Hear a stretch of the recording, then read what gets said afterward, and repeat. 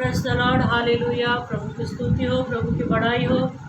इस सुंदर शाम के लिए मैं परमेश्वर को महिमा देती हूँ कि सामर्थ्य परमेश्वर ने इस पेज के माध्यम से एक सुंदर अवसर हमें दिया कि हम इस पेज पर, नेहमिया वर्शिप सेंटर के इस पेज पर परमेश्वर की आराधना करें और परमेश्वर के लोगों के साथ में मिलकर परमेश्वर को महिमा दें। आइए, ये वक्त है परमेश्वर की आराधना करने का। कृपया जितने लोग इस पेज के माध्यम से मैं देख रहे हैं, सुन रहे हैं या आगे में देखेंगे, सुनेंगे, सभी से मैं हम्बल रिक्वेस्ट करती हूँ हमारे साथ में ज्वाइन हो जाइए, जुड़ जाइए, ताकि हम सब मिलकर परमेश्वर की आराधना करें। सिस्टर रोजी को भी मैं दिल से धन्यवाद करती हूँ कि ये सुंदर शाम हमें उन्होंने दी है कि हम सब मिलकर परमेश्वर की आराधना करें। कलाम इस प्रकार से कहता है, याकूब 4:8, यदि तुम परमेश्वर के निकट में आओगे तो परमेश्वर भी तुम्हारे निकट में आएगा। ये समय है कि हम परमेश्वर के निकट में आकर परमेश्वर को एक अच्छी आराधना दें। तो कृपया आप जल्द से जल्द हमारे साथ में जुड़ते जाइए, ताकि हम सब मिलकर एक मन होकर परमेश्वर की आराधना करें।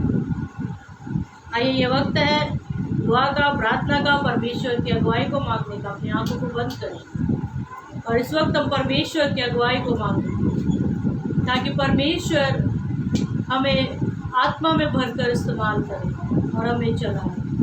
धन्यवाद, स्तुति और धन्यवाद, धन्यवाद और आशा महिमा हो मेरे खुदा।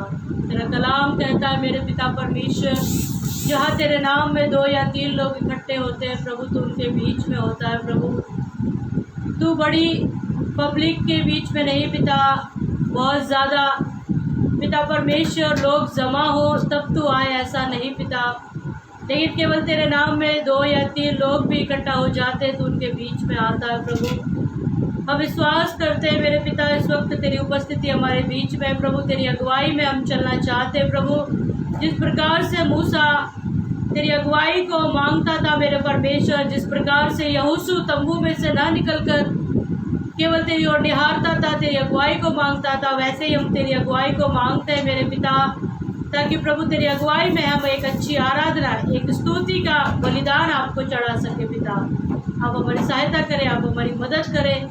और मेरे खुदावन, जितने लोग इस पेज के माध्यम से जुड़ते हैं, आपकी आराधना करते हैं पिता, उनको पिता आप स्वर्गीय आशीषों से नवाजे मेरे खुदावन। ऐसी दुआ प्रार्थना करते, आगे का समय आपके सामर्थ्य हाथों में देती हूँ। प्रार्थना पवित्र यीशु के नाम से आमीन।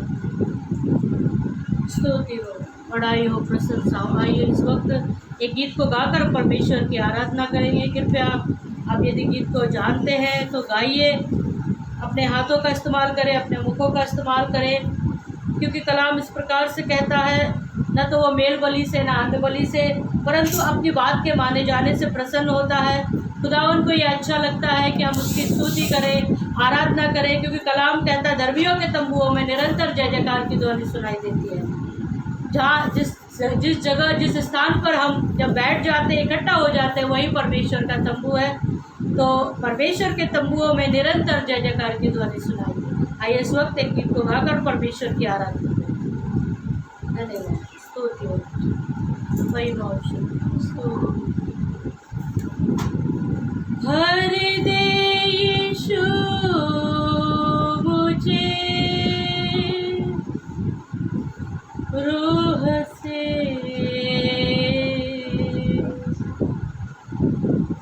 तेरी प्रशंसा करूं मैं पूरे दिल से,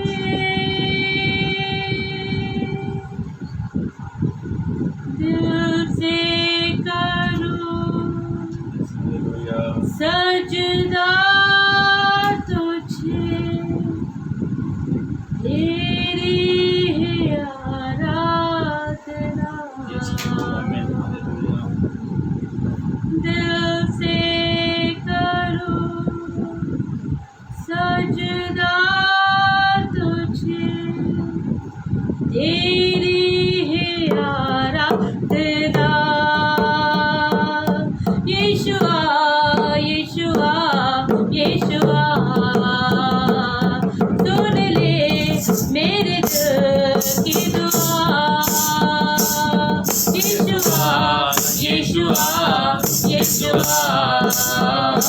सुन ले मेरे दिल की दुआ। पुकारिए कहिए यीशुआ यीशुआ यीशुआ, सुन ले मेरे दिल की दुआ। पुकारिए फिर एक बार यीशुआ यीशुआ यीशुआ, सुन ले मेरे दिल की दुआ।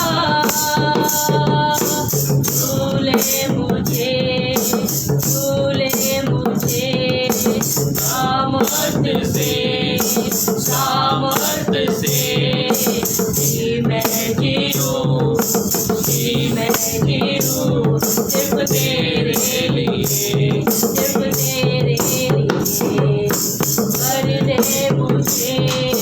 भर दे मुझे अभिषेक से चलता रहूं तेरी राहों पे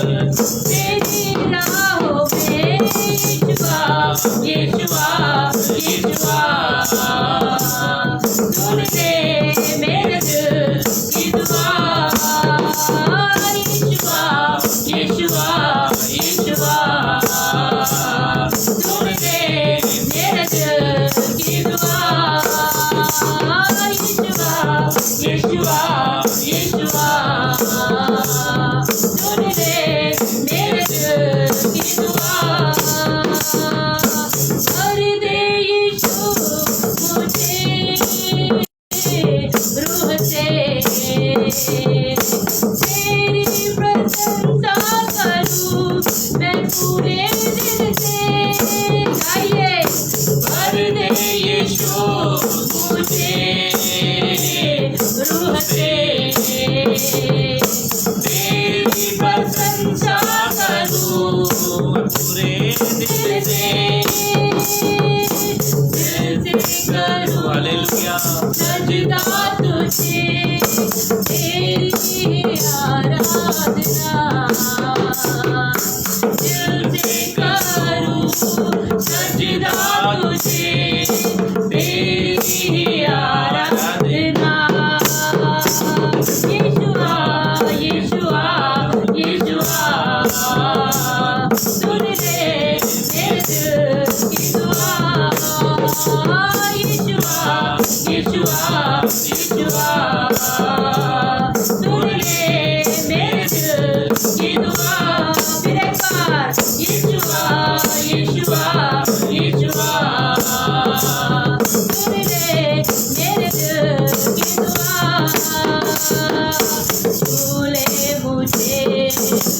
भूले मुझे सामर्थ से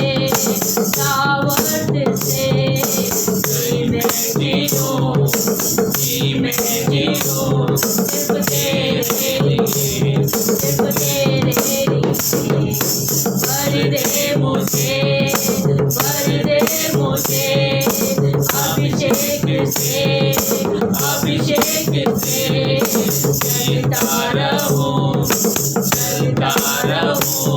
तेरी राहों में। यीशुआ सुन ले मेरे दिल की दुआ। यीशुआ सुन ले मेरे दिल की दुआ। यीशुआ सुन ले मेरे दिल की दुआ। बादल है तू छाँव का, बादल है तू रात में आग का, बादल है तू धूप में छाँव का, बादल है तू रात में आग का।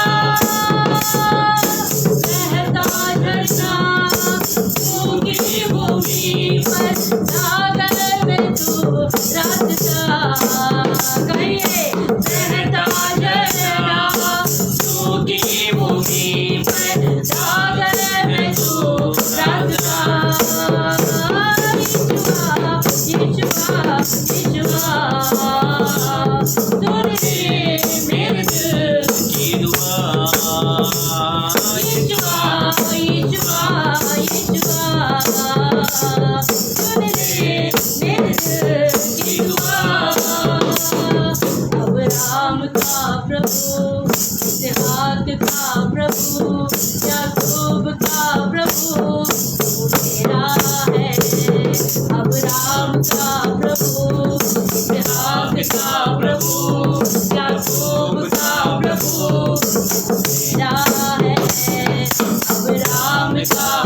इसहाक का प्रभु, याकूब का प्रभु मेरा है, मेरा है। तू कभी ना छोड़ेगा, तू कभी ना ठुकराएगा, तू कभी ना छोड़ेगा, तू कभी ना ठुकराएगा, तू कभी ना छोड़ेगा, तू कभी ना ठुकराएगा। गाइए, आपकी बारी गाइए। मेरा है, मेरा है, इसके हाथ में मेरा कल, इसके हाथ में मेरा आज और आने वाला है, वो मेरा है।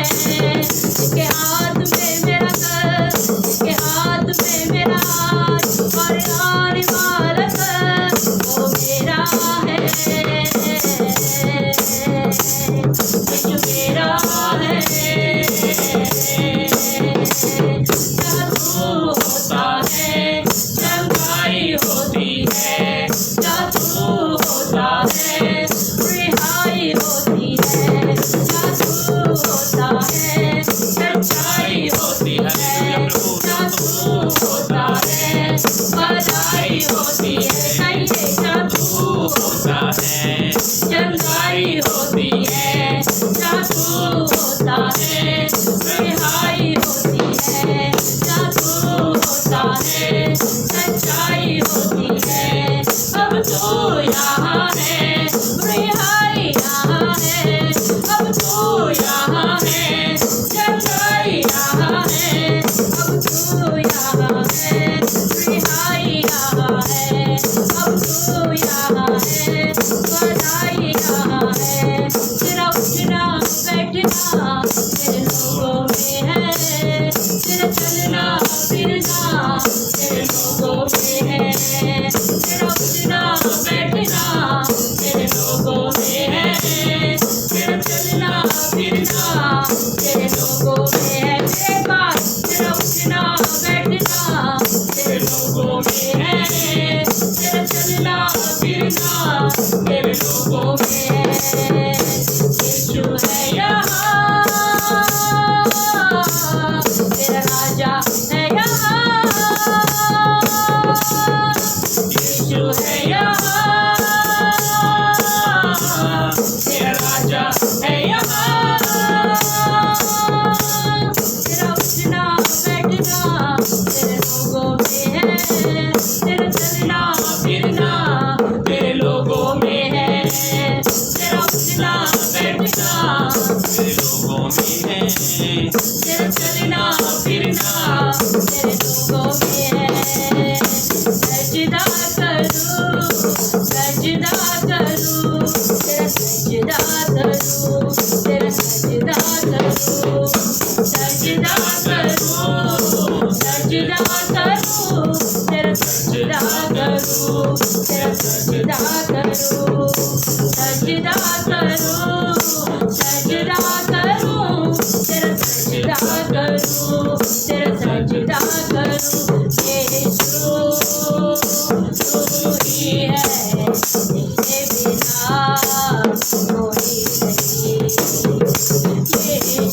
तू ही है, तेरे बिना कोई नहीं।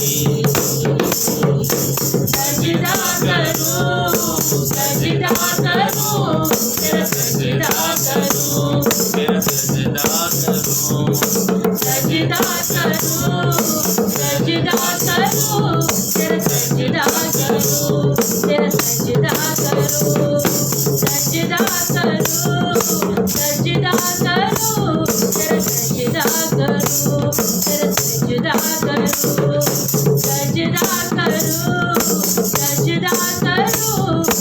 तेरा सजदा करूं, तेरा सजदा करूं। सजदा सजदा सजदा सजदा सजदा सजदा सजदा सजदा सजदा सजदा तेरा सजदा।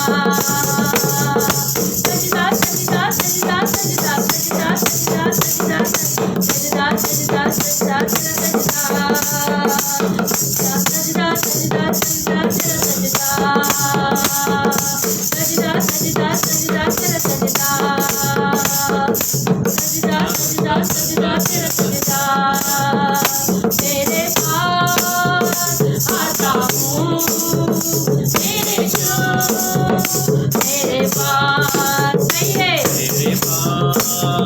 आता हूँ यीशु तेरे पास आपकी बारी तेरे पास आता हूँ यीशु तेरे पास आता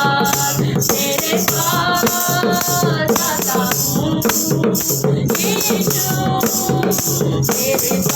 हर पल मेरी हसान तेरी स्तुति करती रहे हर पल मेरी हसान तेरी महिमा गाती रहे हर पल मेरी हसान तेरी स्तुति करती रहे हर पल मेरी हसान तेरी महिमा गाती रहे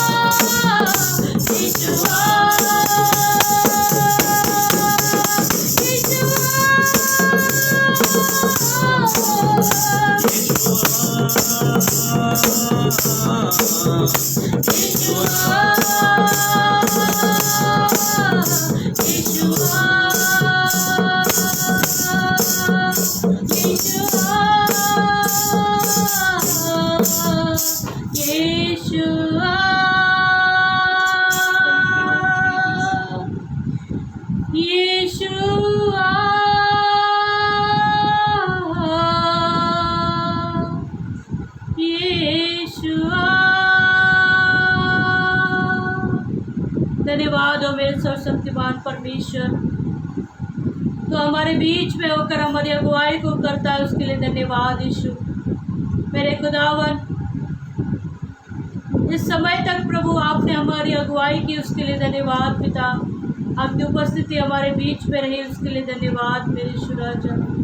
मेरे खुदावन, जितने तुझे पुकारते अर्थात सच्चाई से पुकारते उन सब की तू निकट में रहता है मेरे खुदावन। मैं विश्वास करती हूँ प्रभु, जितने भाई बहन इस वक्त प्रभु हमारे साथ में जुड़े हुए, जिन्होंने भी पिता अपना भरोसा अपना विश्वास तुझ पर रख कर तुझे पुकारा है, तेरी ओर निहारा है मेरे खुदावन।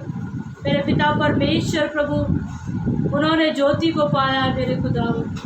मेरे पिता, इस वक्त हम तेरे कलाम को सुनने जा रहे पिता, तेरे कलाम से तू हमसे बातें कर, और मेरे खुदावन जितने लोग भी तेरे वचनों को सुनते हुए आशीष को पाए प्रभु। मेरे खुदावन, आज के वचन से प्रभु तू सभी को आशीषित कर मेरे पिता। उनके काम धंधे में तू आशीष दे, उनके घराने में तू बरकत को दे मेरे पिता परमेश्वर। उनके अंजल में, उनके आत्मिक जीवन में तू पिता परमेश्वर बढ़ोतरी को कर, उन्नति को कर मेरे खुदावन। ऐसी आपसे विनती प्रार्थना करते प्रभु, तेरे कलाम को जितने लोग भी सुनते हैं मेरे पिता परमेश्वर, और मेरे खुदावन लोगों के बीच में बांटे प्रभु, ताकि तेरा राज्य बढ़ते चले जाए प्रभु जी मेरे खुदावन। ऐसी आपसे विनती प्रार्थना करते हैं। यहाँ तक आपने हमारी अगुवाई की सहायता की, उसके लिए धन्यवाद। सारी बातों में आपको महिमा मिले। प्रार्थना पवित्र यीशु मसीह के पवित्र मीठे नाम में, आमीन आमीन।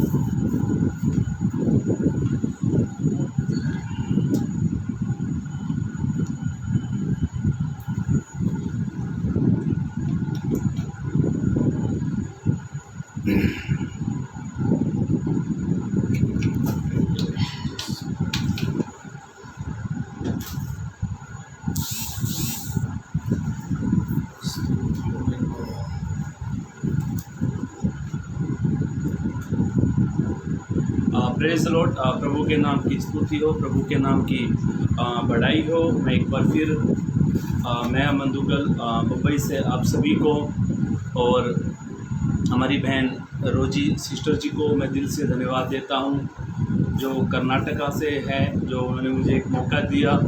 और हमारी 3 या लगभग 3 महीने पहले भी हमारी बात हुई, जब उस टाइम पर समय ना होने के कारण मैंने सिस्टर को जवाब नहीं दिया था। तो मैं प्रभु के नाम की स्तुति करता हूँ, और ख़ास करके नेहमिया वर्शिप सेंटर के लिए, इस पेज के लिए मैं दिल से आभारी हूँ और मैं हेवन गेट मिनिस्ट्री चर्च से हूँ और आप सभी को जितने भी नेहमिया वर्शिप सेंटर पे से जुड़े हैं आप सभी को मेरा प्यार भरा सलाम। जय मसीह की। प्रभु आप सभी को बहुत बहुत आशीषित करे और आप सभी से मेरी विनती है, आप इस पेज पर पहली बार आए तो इस पेज को लाइक करें और आप यूट्यूब पर जाए तो यूट्यूब पर अमन दुगल करके आप नाम टैग डालें या अमन दुगल करके आप डालें तो यूट्यूब पर मेरे 157 मैसेज हैं, तो आप उस यूट्यूब पर जाकर उसको लाइक करें और पहला आइकॉन को दबाएं ताकि आपको हर मैसेज की अपडेट सबसे पहले आपके मोबाइल के स्क्रीन पर आपको दिखने को मिलेगी। तो आप उसे ज़रूर लाइक करें और मैं एक बार फिर हमारे सिस्टर जी को और तमाम जितने मेरे भाई बहन चर्च से इस पेज से जुड़े हैं, प्रभु आप सभी को बहुत बहुत आशीषित करें। आइए आज के कलाम के ओर जाने से पहले मैं आप सभी से एक बात, आपके सम्मुख कुछ बातों को शेयर करना चाहता हूँ, कुछ कहना चाहता हूँ।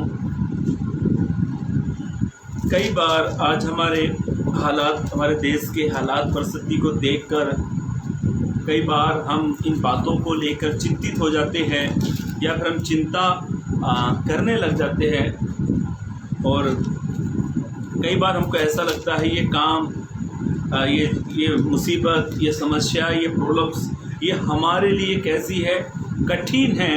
पर मैं आपको उत्साहित करना चाहता हूँ। आज हम बाइबल से, पवित्र वचन से, पवित्र कलाम से कुछ बातों को मैं आपके सम्मुख रखना चाहता हूँ। क्योंकि आपके लिए कुछ काम कठिन हो सकते हैं, शायद मेरे लिए कुछ काम कठिन हो सकते हैं और जितने मुझे सुन रहे हैं उनके लिए कुछ काम कठिन हो सकते हैं।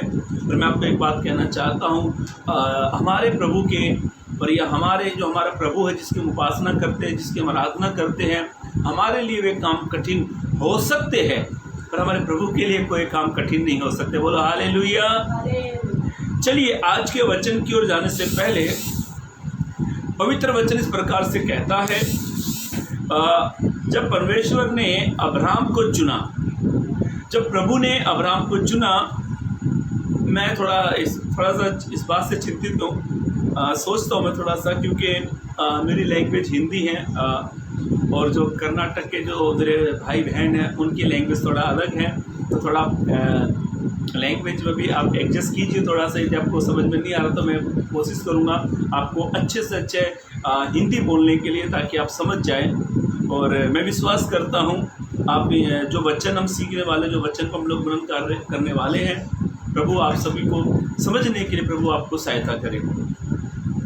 वचन में लिखा है, जब पवित्र वचन हमें इस प्रकार से बताता है, जब प्रभु ने अब्राहम को चुना और जब अब्राहम को प्रभु ने चुना तो उस समय अब्राहम 75 का था और वचन इस प्रकार से बताता है, और अब्राहम ने कुछ अपने पिता के घर को छोड़ा, अपने कुटुंबियों को छोड़ा और उस देश की ओर वो चल पड़ा जो देश प्रभु ने अब्राहम के लिए रखा था।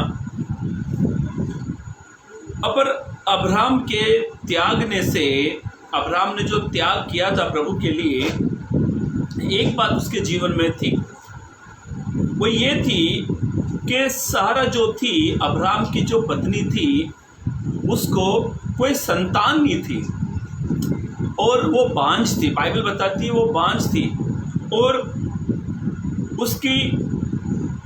उसके पास कोई संतान नहीं थी। जब प्रभु ने अब्राहम को चुना और जब प्रभु ने अब्राहम से इसहाक के जन्म की प्रतिज्ञा करी, प्रतिज्ञा का मतलब होता है वायदा। प्रभु ने अब्राहम से एक प्रॉमिस किया, एक वायदा किया कि मैं तुझे एक संतान दूंगा जिससे तेरा वंश बढ़ जाएगा, तू तारों को भी नहीं गिन पाएगा, उससे बढ़कर तेरा वंश होगा, उससे वंश से बढ़कर तेरी संतान होगी। पवित्र वचन में ऐसा लिखा है, जब अब्राहम से दूत ने कहा, परमेश्वर ने बातें करी, तो उस समय सारा जो थी अपने गर्भ की स्थिति में, जो उसके गर्भ की स्थिति थी, या फिर हम दूसरे शब्द से कह सकता हूँ आपको, दूसरा शब्द जो आपको समझने में आसान हो जाए, उसके गर्भ की जो परिस्थिति थी जिसमें बच्चा रुकता है वो बांझ थी, उसकी परिस्थिति जो ठीक थी गर्भ की वो ठीक नहीं थी। पढ़ते हो थोड़ा सा। उसके गर्भ की स्थिति ठीक नहीं थी। और जब परमेश्वर ने अब्राहम से कहा तो अब्राहम उस समय 99 वर्ष का हो चुका था। अब्राहम उस समय 99 वर्ष का हो चुका था। और बाइबल ऐसा कहती है, पवित्र वचन इस प्रकार से कहता है, आप मेरे साथ पढ़ लीजिए उत्पत्ति की किताब, जेनेसिस, हाँ उत्पत्ति की किताब, उसका 18 अध्याय, आप 11, 12, 13, 14 पद को पढ़ें। उत्पत्ति की किताब, हाँ जेनेसिस 18, 11, 12, 13, 14, हाँ पढ़े। अब्राम और सारा दोनों बहुत बूढ़े थे। ऐसा लिखा है, अब्राम और सारा दोनों बहुत ही बूढ़े थे। और सारा का मासिक धर्म बंद हो गया था। सारा का जो गर्भ था जिसमें बच्चा रुकता है वो बंद हो गया था। इसलिए सारा मन में हंसकर कहने लगी। जब प्रभु के दूत ने कहा था जब तुझे मैं संतान दूंगा, तब सारा अपने मन में हंसने लगी। और मेरा पति भी बूढ़ा है। वो कहती है मेरा पति अब्राम बूढ़ा है, तो क्या मुझे यह सुख होगा? वो कहती है क्या मुझे संतान का सुख होगा? तब यहोवा ने अब्राम से कहा, तब यहोवा परमेश्वर ने अब्राम से कहा, सारा यह कहकर क्यों हंसी? वो परमेश्वर ने अब्राम से कहा, सारा जो अब्राम की पत्नी है वो यह मन में सोच कर ये कहकर वो क्यों हंसने लगी कि क्या मेरे जो इतनी बूढ़ी हो गई हूँ। वो क्या वो परमेश्वर को एक्चुअली है ना, वो सारा परमेश्वर को अपनी परिस्थिति को बताती मैं बूढ़ी हो गई हूँ। आगे बढ़े। सचमुच एक पुत्र उत्पन्न होगा। वो कहती है सचमुच, मतलब जो प्रभु ने सारा से कहा था, जो प्रभु ने परमेश्वर ने एक प्रॉमिस किया था अब्राम से कि मैं तुझे एक संतान दूंगा, और उसी प्रॉमिस को जब परमेश्वर ने अब्राम से कहा तो वो सारा अपने मन में हंसने लगी। वो क्यों हंसने लगी मालूम है? क्योंकि वो अपने गर्भ की स्थिति को जानती थी, वो अपनी परेशानी को जानती थी। वो कहती है मेरा पति भी बहुत बूढ़ा हो गया है, साइंस के हिसाब से, डॉक्टर के हिसाब से 99 या 80 या 90 साल का इंसान बच्चा पैदा नहीं कर सकता। साइंस के हिसाब से जो वैज्ञानिक होते हैं, जो डॉक्टर्स होते हैं, उनके हिसाब से एक इंसान जो 90 का हो चुका है उससे बच्चा पैदा नहीं हो सकता है। और सारा ऑलरेडी वो बांझ थी, सारा ऑलरेडी बांझ थी। और पवित्र वचन इस प्रकार से कहता है, सारा अपने मन में हंसने लगी। हम जो हमारा जो मेन जो पद है वो हमारा मेन पद हम 14 पद पर मनन करने वाले हैं। 14 पद फिर से पढ़ लीजिए। क्या यहोवा के लिए, अब परमेश्वर ने कहा क्या यहोवा के लिए कोई काम कठिन है? कोई काम कठिन है? प्रभु के लिए मेरे भाइयों मेरी बहनों, यदि आप सारा के समान परिस्थितियों का सामना कर रहे हो, आप अब सारा के समान अपनी परिस्थितियों को जानते हो, आप सारा के समान अपने दुखों को जानते हो, और आप ये भी जानते हो कि मेरा दुख मुझसे दूर नहीं हो पा रहा, मेरी समस्या मुझसे दूर नहीं हो पा रही है, मेरी स्थिति बदल नहीं पा रही है। पर मैं आपसे कहना चाहता हूँ, हो सकता है ये सारे काम आपके लिए कठिन हो सकते हैं। आप सोचते होंगे मेरी परिस्थिति नहीं बदल पा रही है, आप सोचते होंगे मेरा काम धंधा, मेरा बिजनेस नहीं बढ़ पा रहा है, आप सोचते होंगे मेरी कलीसिया नहीं बढ़ पा रही है। ये सारे काम जो है आपके मेरे लिए कठिन हो सकते हैं, पर हमारे प्रभु के लिए कोई काम कठिन नहीं होता। बोला हालेलुया। प्रभु के लिए कोई काम कठिन नहीं होता। और मैं ऐसा सोचता हूँ, मेरे खुद के ऐसे विचार है, क्योंकि सारा जो चिंतित थी, सारा जो चिंता कर रही थी, और सारा जो अपने मन में हंसी, वो इसलिए हंसी क्योंकि सारा अपनी परिस्थिति के बारे में जान रही थी। कई बार जब प्रभु हमसे कुछ वायदा करता है, ध्यान से सुनना, कई बार प्रभु हमसे कुछ वायदा करता है, प्रभु हमसे कुछ कहता है, तो कई बार उस परिस्थिति को देखकर हम प्रभु के वायदे पर विश्वास नहीं कर पाते। हम ऐसा क्या सोचते हैं, हम ऐसा कहते हैं, हमारे विचार ऐसे होते हैं, न जाने कब होगा, न जाने हमारी परिस्थिति बदलेगी या न बदलेगी। मेरे भाइयों मेरी बहनों, ध्यान से सुने, पवित्र वचन इस प्रकार से कहता है, सारा अपनी हालात पर हंस रही थी। हो सकता है कभी कभी आप अपने हालात को देखकर दुखी होते होंगे, हो सकता आप अपने जीवन को लेकर बड़े ही परेशान होंगे, पर मैं आपसे आज के वचन से मैं आपको उत्साहित इसलिए करना चाहता हूं क्योंकि आज चारों तरफ बीमारी कम नहीं हो पा रही है। सेकंड वायरस आ चुका है, अभी फर्स्ट भी आया, फिर सेकंड भी आया, थर्ड आने वाला है, अलग अलग बीमारी आ रही है, व्हाइट भी आ गया, ब्लैक भी आ गया, ना जाने क्या क्या आने वाला है। पर मैं आपसे अब कहना चाहता हूं, आपके लिए मेरे लिए ये सारी बातें कठिन हो सकती है, पर आपके लिए मेरे लिए इन सारी बातों में से निकालने के लिए, आपके लिए मेरे लिए ये सब बातें कठिन हो सकती है, पर हमारे प्रभु के लिए कोई बात कठिन नहीं हो सकती है। हालेलुया। बाइबल ऐसा कहता, पवित्र वचन प्रकार से कहता है, यशायाह की किताब में प्रभु कहता है, जब मैं काम करना चाहूं, काम का मतलब है प्रभु कहता है जब मैं कुछ कार्य करना चाहूं तो कौन है जो मुझे रोक सकता है। ध्यान से सुने मेरे भाइयों मेरी बहनों, सारा अपनी परिस्थिति पर हंस रही थी। मैं आपको मेरे जीवन की एक छोटी सी टेस्टमनी देना चाहता हूं इसी सारा के उससे, और मैं बिलीव करता हूं, मैं विश्वास करता हूं प्रभु आपको इस टेस्टमनी से आशीषित करेगा। मेरी शादी 2011 में हुई, और शादी जब हुई तो मैं बड़ा खुशी से था, मैं बड़ा आनंद से भरा हुआ था। जैसा मैंने चाहा प्रभु ने वैसा मुझे जीवन साथी दिया। अभी जो मेरी वाइफ जो गीत गा रही थी, मेरी वाइफ वर्शिप कर रही थी, तो 2011 में शादी के बाद 2012 में एक मेरे जीवन में एक बड़ा संकट आ गया, मेरी वाइफ के जीवन में एक बड़ा संकट आ गया, और मेरी वाइफ प्रेग्नेंट हुई। प्रेग्नेंट होने के बाद घर में बड़ा आनंद और खुशी आ गई कि जनवरी के महीने में और जनवरी फरवरी के महीने में मेरी वाइफ पेट से हुई, और हम बड़े आनंद से थे। मैंने नारियल पानी ला घर में एक ही नारियल पानी में लेकर आया, और हम बड़े आनंद से थे, बड़ी खुशी एंजॉय कर रहे थे। घर में एक छोटा सा नन्हा सा मेहमान आने वाला है।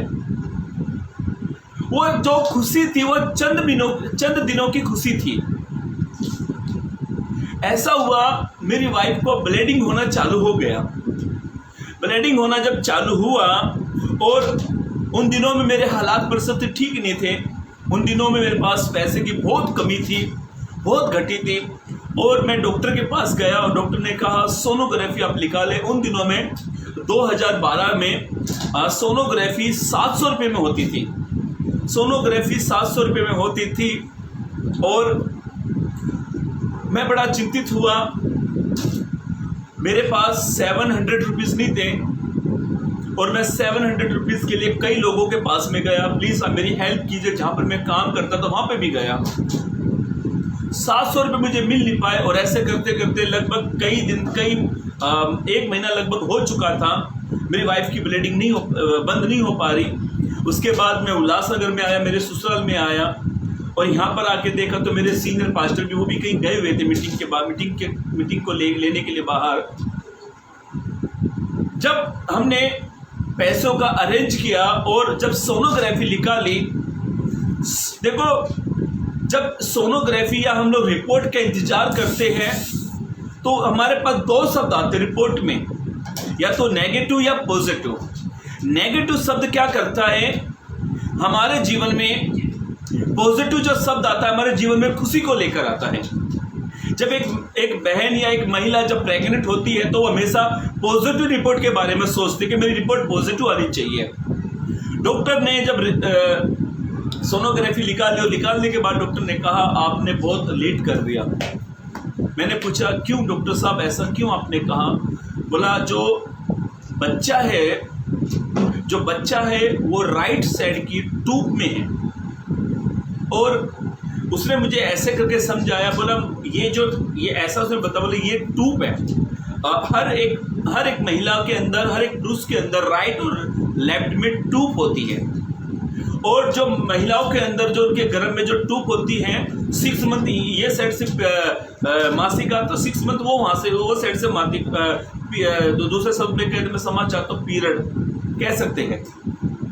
तो डॉक्टर ने कहा ऐसे है, डॉक्टर ने बोला बच्चा यहाँ पर पल रहा है, यदि बच्चे की बच्चा दिन प्रतिदिन बढ़ेगा, ग्रोथ होगा और वो ट्यूब ब्लास्ट हो जाएगी, आपकी वाइफ जगह पर उसकी डेथ हो जाएगी। मैंने बोला ऐसे कैसे? बोला सारा जो शरीर का जो ब्लड है ना वो गर्भ में आ जाएगा और आपकी पत्नी की डेथ हो जाएगी। मेरे सामने डॉक्टर ने एक फॉर्म भरा और फॉर्म पर कहा आप डिसीजन ले लो, आपको पत्नी चाहिए या बच्चा चाहिए। बोला ये गांठ निकालनी ही पड़ेगी, नहीं तो आपकी पत्नी को, आप अपनी पत्नी से आपको हाथ धोना पड़ेगा, पत्नी आपकी दुनिया छोड़ जाएगी। मैंने कहा वो गांठ निकाल दो। ऑपरेशन हुआ, ऑपरेशन होने के बाद में डॉक्टर ने वो गांठ निकाल दी और वो मुझे दिखाया, वो लैब में भेजा गया। उसके बाद 2012 से लेकर 2013, 2014, 2015 ये 4 साल लगभग, ये 4 साल मैंने इतना इलाज कराया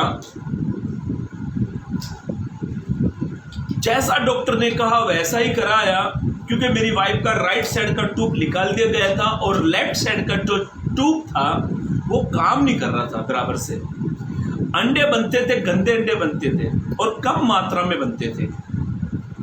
मैंने इतना इलाज कराया और अभी तक मेरे घर में इतनी सारी फाइल रखी हुई है अलग अलग डॉक्टरों की। जैसा डॉक्टर ने कहा मैंने ऐसा किया और एंड में डॉक्टर ने डिक्लेयर कर दिया कि आपकी वाइफ मां नहीं बन सकती है। ये मेरे लिए ये काम बड़ा कठिन हुआ। ये टेस्टिमनी, ये गवाही मैं इसलिए आपको बता रहा हूँ। हो सकता है आज रात आप भी कुछ बातों को लेकर चिंतित है, अपने बच्चों का फ्यूचर को लेकर चिंतित है, बच्चों की फीस भरनी उस बात से आप चिंतित हैं, आप अपने परिवार को लेकर चिंताओं में बैठे हैं। आज बच्चे बीमारी में हैं, बड़े बीमारी में हैं, जवान बीमारियों में हैं। आज इन बातों को लेकर आप चिंतित होंगे। ये बात मेरे लिए बड़ी कठिन थी और एंड में डॉक्टर ने कह दिया आपकी वाइफ कभी मां नहीं बन सकती है। बोला मां नहीं बन सकती है, उन्होंने बोला उसके जो अंडे हैं वो सही नहीं बनते हैं, और ये जो कंडीशन जो होती है ना महिलाओं को ज़्यादा उम्र में होते हैं, आपकी वाइफ को कम उम्र में ऐसी प्रॉब्लम हो रही है। एक दिन मैंने सोचा क्यों ना मैं अनाथ आश्रम से एक बच्चा गोद ले लूं। मैंने सोचा, और मेरा दोस्त भी है, ये वीडियो उसके पास जरूर जाएगी, उनका नाम पास्टर मनोज है, खारगर में है, वो अनाथ बच्चों को पालते हैं। एक दिन हमने क्या किया, मेरे घर में इतनी सारी दवाई थी और उन दिनों में मेरे पास एक अच्छा मैंने बिजनेस चालू किया, वो काम बड़ा अच्छा चला, पैसा बेशुमार आने लगा, अच्छा बहुत पैसा मेरे घर में आने लगा। पर वो सारा पैसा डॉक्टरों के पास जा रहा। 10-10 हज़ार के मैंने टेस्ट कराने पड़े, 10,000 के टेस्ट कराए, कुछ हाथ नहीं लगा और हमको ऐसा लगा ये जीवन हमें बड़ा कठिन सा लगने लगा। बच्चा घर में नहीं है। एक दिन मैं और मेरी वाइफ ने हमने प्रभु से कहा, प्रभु हमने इतना इलाज कराया, 4-5 साल हम डॉक्टरों के पास चले गए, हमारे लिए सब बात कठिन हो गई और हमने एक अच्छा डिसीजन लिया प्रभु के सामने। हमने कहा प्रभु जब तक आप हमें संतान ना दें हम हर हफ्ता उपवास करेंगे और प्रार्थना करेंगे। और मैं आपसे सच कहता हूँ प्रभु का इतना बड़ा अनुग्रह हुआ, जो बात मेरे लिए कठिन थी, जो बात मेरी पत्नी के लिए कठिन थी, प्रभु ने उसी कठिन परीक्षाओं में, उसी कठिन समस्याओं में, ये हमारे लिए कठिन थी, प्रभु के लिए ये काम कठिन नहीं था। और प्रभु ने, हमने इतना अच्छा तरीके से एक रिजल्ट को हमने देखा और मुझे तक विश्वास भी नहीं हो पा रहा था क्योंकि इतना अच्छा रिजल्ट प्रभु ने हमें दिखाया। और जैसे हमने उपवास किया, उपवास के सेकंड वीक में जब मेरी वाइफ प्रेग्नेंट हुई, हमने ब्लड टेस्ट कराया। मैं सच बता रहा हूँ, मैंने प्रेगनेंस कुछ तो होता है चेक करने का, मैंने इतने सारे चेक करे। जब जब मेरी वाइफ चेक करती मैं वेटिंग करता था। सच बता रहा हूँ, बाथरूम के सामने लगता है गुड न्यूज़ आने वाली है, एक अच्छी खबर आने वाली है। और रिपोर्ट टेस्ट क्या होते थे, नेगेटिव आता था, नेगेटिव आता था, नेगेटिव आता था। हमारे लिए ये बात बड़ी कठिन थी। जैसे सारा को बड़ा कठिन लगी ये बात सुनकर, क्योंकि सारा अपनी परिस्थिति के बारे में जानती थी, अपने गर्भ को वो जानती थी। पर मैं आपसे कहना चाहता हूँ मेरे प्रियो, मैं आपसे कहना चाहता हूँ मेरे भाइयों, हो सकता है आपके लिए ये सारे काम कठिन हो सकते हैं, हो सकता है मेरे लिए ये काम कठिन हो सकता है, हो सकता है जितने मुझे सुन रहे हैं उनके लिए कठिन हो सकता है, हो सकता है बड़े से बड़े पास्टर के लिए हर एक काम कठिन हो सकते हैं, हो सकता है एक बिशप के लिए सब काम कठिन हो सकते हैं, हो सकता है कि इवेंजलिस्ट के लिए काम कठिन हो सकते हैं, हो सकता है एक व्यक्ति के लिए सारे काम कठिन हो सकते हैं। पर एक बात सच है, मेरे लिए काम बड़े कठिन थे, आपके लिए काम बड़े कठिन हो सकते हैं। पर प्रभु कहता है, क्या यहोवा के लिए कोई काम कठिन है? नहीं है। सारा की परिस्थिति को देखकर सारा कहने लगी, मेरा जो पति है बहुत बूढ़ा है, वो बहुत बूढ़ा है वो, और मैं मेरी गर्भ की स्थिति को मैं जानती हूं। ध्यान से सुनो मेरे भाइयों मेरी बहनों, प्रभु हमारे विचारों से अधिक काम करने वाला है। जो हम कभी सोचते हैं उससे अधिक प्रभु काम करेगा। और ऐसा हुआ, सारा को प्रभु ने एक संतान दी, सारा को प्रभु ने एक संतान दी, और उसी संतान से एक वंश फैला। उस समय वो काम सारा के लिए कठिन था। हो सकता है आज आपके पास काम नहीं है, आपके पास नौकरी नहीं है, आप सोचते हो मैं बच्चों को कैसे पढ़ाऊंगा, हो सकता है आप ये सोचते हो कि मैं घर का भाड़ा कैसे भरूंगा, हो सकता है आप ये सोचते हो मैं बच्चों को फ्यूचर कैसे बनाऊंगा, हो सकता है मेरे पास 2 वक्त की रोटी नहीं मिल पा रही है, हो सकता है मेरा काम आगे नहीं बढ़ रहा है, हो सकता है मुझे नौकरी नहीं मिल रही है। ये सारे काम आपके मेरे लिए कठिन है, प्रभु के लिए कोई काम कठिन नहीं हो सकता। क्यों? हमारे फेथ के ऊपर, हमारे विश्वास के ऊपर। जब आप विश्वास करते हो आपके लिए सारे काम कठिन हो सकते हैं, पर प्रभु के लिए कोई काम कठिन नहीं हो सकता है। एक वचन आपके पढ़ लीजिए, मत्ती रचित सुसमाचार, मत्ती रचित सुसमाचार और उसका 19 अध्याय, मत्ती रचित सुसमाचार उसका 19 अध्याय 26 पद को, मत्ती रचित सुसमाचार उसका 19 अध्याय 26 पद को पढ़े। हाँ, मत्ती रचित सुसमाचार उसका 19 अध्याय पद 26 को पढ़ लीजिए। यीशु ने उनकी ओर देखकर कहा, यीशु मसीह ने लोगों की ओर, कुछ लोग थे, शास्त्री फरीसी थे, बहुत सारे लोग वहां पर थे, और यीशु ने उनकी ओर देखकर कहा, मनुष्य से तो यह नहीं हो सकता। ये बात सच है, मनुष्य से नहीं हो सकता, परंतु परमेश्वर से, वो बाइबल ऐसा कहती है, परंतु परमेश्वर से सब कुछ हो सकता है, सब कुछ हो सकता है। ये धनवान व्यक्ति का उदाहरण है यहाँ पर।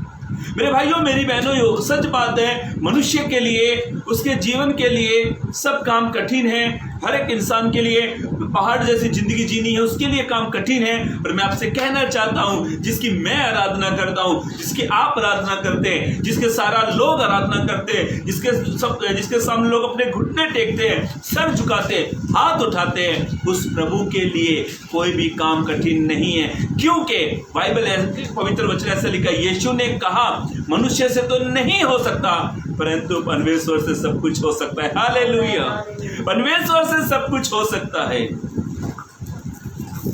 यही हमारे ही चर्च में, हमारे चर्च में एक बहन है जिसका नाम साधना करके बहन है, उनके पति का नाम सचिन है। ये बहन की शादी को लगभग 14 साल से ऊपर ही हो गए, लगभग 14 साल, 14 से तो कम तो नहीं है, पर 14 साल लगभग बहन की शादी को हो गए।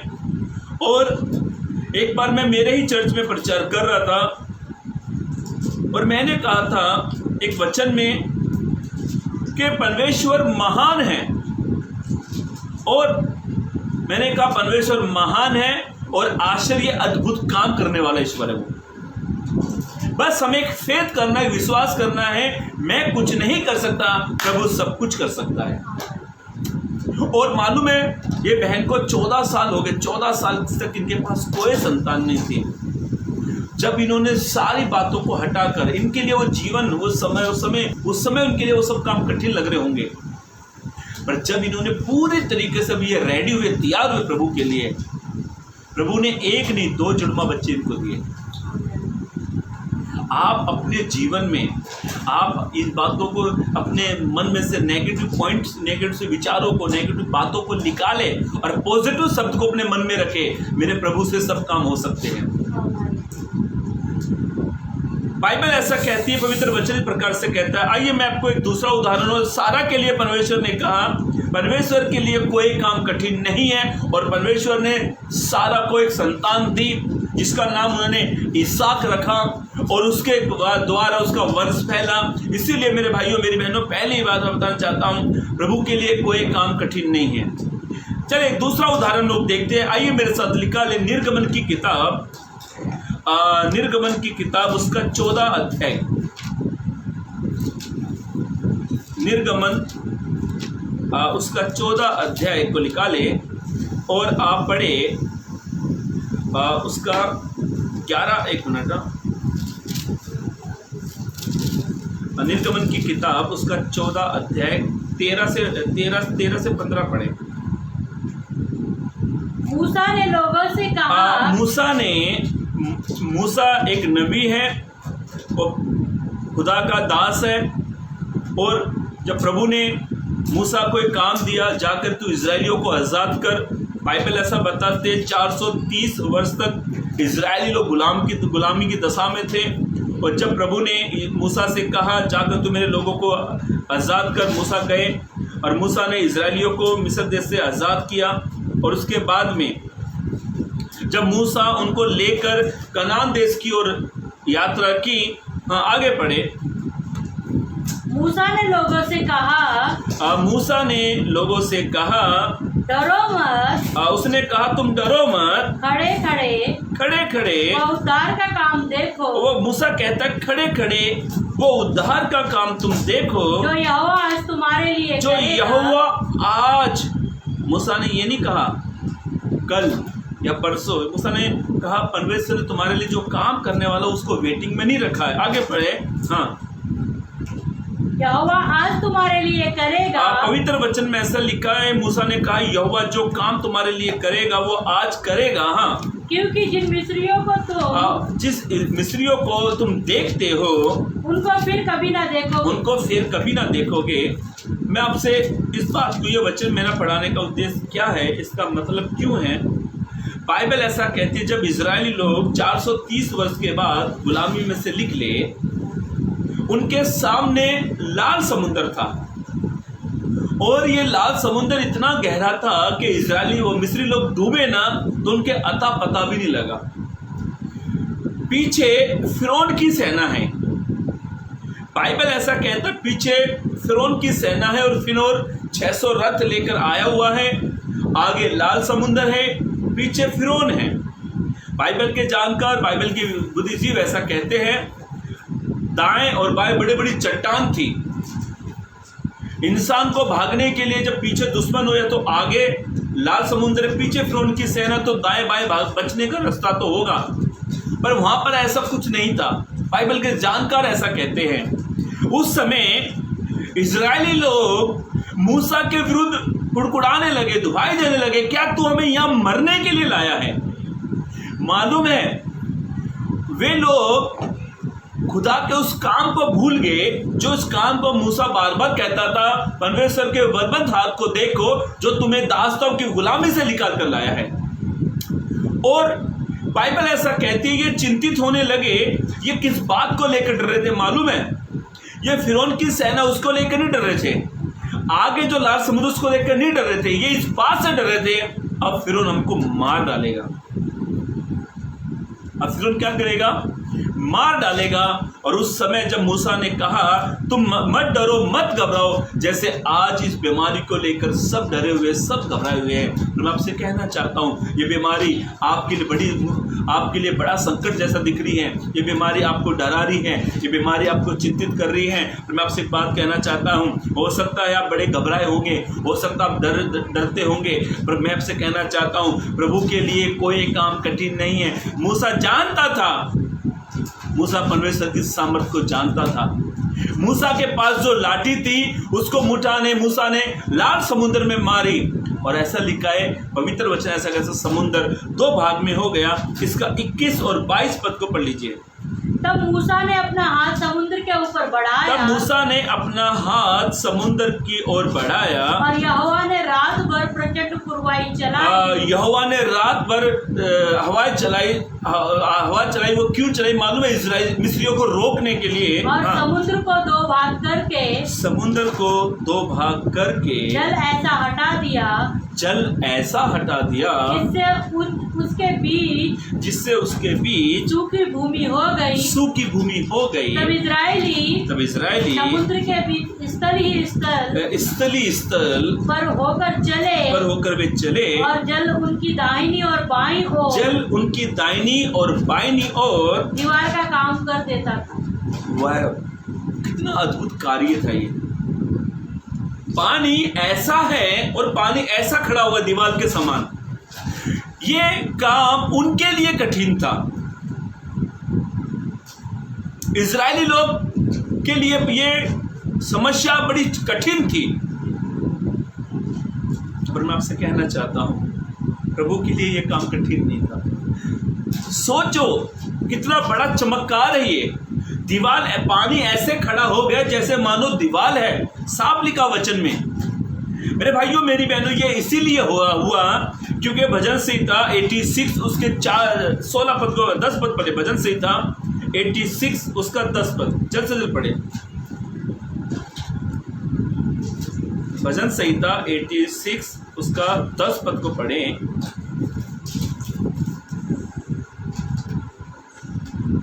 क्योंकि तू महान, दाऊद बादशाह ऐसा कहता है, दाऊद राजा ऐसा कहता है परमेश्वर के बारे में, क्योंकि तू महान और आश्चर्य कर्म करने वाला है। आश्चर्य कर्म का मतलब क्या होता है? जो हमने कभी सोचा ही नहीं है। हाँ, आश्चर्य कर्म करने वाला है। तो आश्चर्य कर्म करने वाला है, केवल तू ही परमेश्वर है। केवल तू ही परमेश्वर है। मेरे भाइयों मेरी बहनों, आश्चर्य कर्म करने वाला इस दुनिया में कोई नहीं है, केवल एक है जो सर्वशक्तिमान ईश्वर है, जो सर्वशक्तिमान परमेश्वर है, जो प्रभु यीशु मसीह है। मेरे भाइयों मेरी बहनों, प्रभु यीशु मसीह के लिए कोई काम कठिन नहीं है। इजरायली लोग घबराए हुए थे, इजरायली लोग चिंतित थे, और बाइबल ऐसा बताते ये थोड़े नहीं थे। 5 लाख के लगभग पुरुष ही पुरुष थे। बाइबल ऐसा बताती है 6 लाख के लगभग पुरुष ही पुरुष थे। पर मैं ऐसा सोचता हूँ यदि उनकी पत्नियां भी पकड़े, एक पत्नियां भी पकड़े, तो 6 पकड़े तो 12 लाख हो गए। यदि एक बच्चा पकड़े तो 18 लाख हो गए। उन दिनों में एक बच्चा तो नहीं होता था, क्योंकि लोग प्रभु के जो वंश जो था उनको फैलाने का काम था। 2-2, 3-3 शादियां करते थे, बच्चे रखते थे। ये हमारा विषय नहीं है, पर मैं ऐसा सोचता हूँ कि इतने लोग होंगे। कई लोग कहते 18 लाख थे, कई लोग कहते 21 लाख थे। पर मैं आपसे कहना चाहता हूं, चाहे 18 लाख होने दो, चाहे 21 लाख होने दो, चाहे 6 लाख होने दो, पर उनके लिए ये सबसे बड़ा चेतावनी थी। वे डरे थे, घबराए थे, उनके लिए ये काम बड़ा कठिन था। और मेरे प्रभु के लिए कोई काम कठिन नहीं था। मेरे भाइयों मेरी बहनों, जब हमारे सामने मौत आती है या हम डर जाते हैं, हम घबराते हैं, मैं आपसे कहना चाहता हूं उस समय आप घबराए नहीं, डरे नहीं, बस प्रभु की ओर निहारें और उसके उद्धार के काम को देखें, क्योंकि प्रभु अद्भुत काम करता है। जल्द से जल्द मैं आपको एक उदाहरण और देकर मैं समाप्त कर दूंगा। आइए मेरे साथ लिखा ले अय्यूब की किताब उसका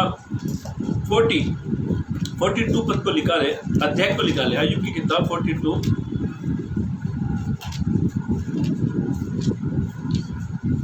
अय्यूब 42 अध्याय उसका 2 पद को पढ़े।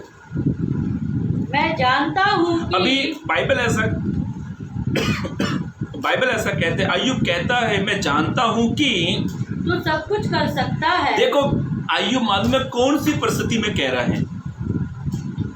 अय्यूब एक में ऐसा लिखा है, अय्यूब नामक एक पुरुष था, वो धनवान था और वो खुदा का भय मानता था, बुराई से दूर रहता था। और जब अय्यूब की परीक्षा हुई, जब शैतान ने उसके जीवन में एक बड़ा संकट लेकर आया, बड़ी समस्याओं को लेकर आया। बाइबल में ऐसा लिखा है अय्यूब के 10 बच्चे थे, 10 के 10 मर गए, अय्यूब के जानवर भी मर गए।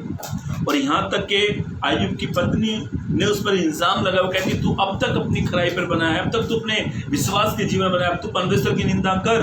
अय्यूब कहता है जिस खुदा से हमने लिया, क्या वो जिसने दिया उसने लिया, उसका नाम धन्य है। यहाँ तक कि अय्यूब के खुद के जीवन में भी, खुद के शरीर में फोड़े ही फोड़े आ गए। देखो इंसान 2 लोगों के साथ जिंदगी निकाल सकता है, बच्चे नहीं हैं तो पत्नी के साथ जीवन को निर्वाह कर सकता है। यदि पत्नी नहीं है तो इंसान बच्चों के साथ अपनी जिंदगी को निर्वाह कर सकता है। पर अय्यूब के बच्चे भी नहीं है और पत्नी भी छोड़कर चली गई, तो इंसान किसके लिए जिएगा। एक बार मुझे एक अन्य अविश्वासी इंसान मिला और वो मुझसे कहने लगा, मैंने उसको प्रभु के बारे में बताया, तो वो मुझसे कहने लगा मैं सुसाइड करना चाहता हूँ, मैं मरना चाहता हूँ। मैं बोला भाई मरने से पहले मैं तुझसे बात करूँ। उसने मेरे सब बात बताई। बोला मेरी पत्नी किसी दूसरे के साथ भाग के चली गई और वो साथ में बच्चों को लेके भी चली गई। अब बता मन भाई मैं किसके सारे जीऊँ। पत्नी चली जाती तो मैं बच्चों के साथ अपना जीवन जी लेता। बच्चे मेरे पास नहीं है, पत्नी मेरे पास में नहीं है, तो मैं क्या करूँगा कमा कर। कई लोगों ने मुझसे कहा दूसरी शादी कर, तो वो कहने लगा दूसरी शादी कर क्या पहली वाली पत्नी का प्यार पा सकता हूँ। दूसरी शादी करके मैं बच्चे भी पैदा करूँ तो क्या मुझे मेरे पहले जो बच्चे मैं हूँ पहले बच्चों को भूल सकता हूँ। मैं बोला हाँ भाई ये बात कठिन तो है, पर बोला जिंदगी भी तो जीनी है ना। बोला क्या फायदा जी के, मैं मुझसे जब मर जाऊँ तो मर जाऊँ। अय्यूब की पत्नी ने कहा तू चाहे मर जाए तो मर जाए। और ध्यान से सुनो, जानवर मर गए, बच्चे मर गए, पत्नी छोड़ के गई, खुद के जीवन में ऐसी समस्या, तभी भी वो प्रभु से एक बात कहता है। अब इस बात को वो क्या कहता है पढ़े। अय्यूब ने कहा प्रभु से मैं जानता हूं कि तू सब कुछ कर सकता है और तेरी कोई युक्ति, पढ़े,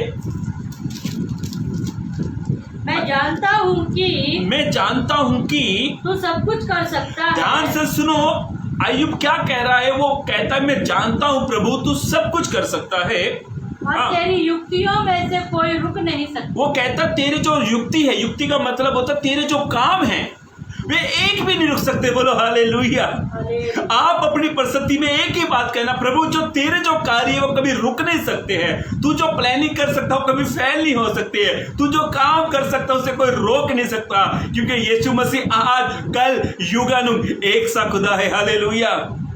वो एक सा जो कभी नहीं बदलता। ऐसी परिस्थिति में भी अय्यूब कहता है मैं जानता हूं तू जो कार्य करता है तेरे लिए कोई काम कठिन नहीं है। और सचमुच प्रभु के लिए कोई काम कठिन नहीं है। अय्यूब के 10 बच्चे मरे थे और मालूम है 10 मरे थे, प्रभु ने 10 ही दिए हैं, ना तो एक कम ना एक ज्यादा। हाँ जानवर ज्यादा दिए, डबल दिए प्रभु ने। मालूम है क्यों? क्योंकि परमेश्वर युक्ति कर रहा था, परमेश्वर काम कर रहा था, परमेश्वर प्लानिंग कर रहा था और परमेश्वर के लिए काम कठिन नहीं है। हालेलुया। परमेश्वर के लिए काम कठिन नहीं था।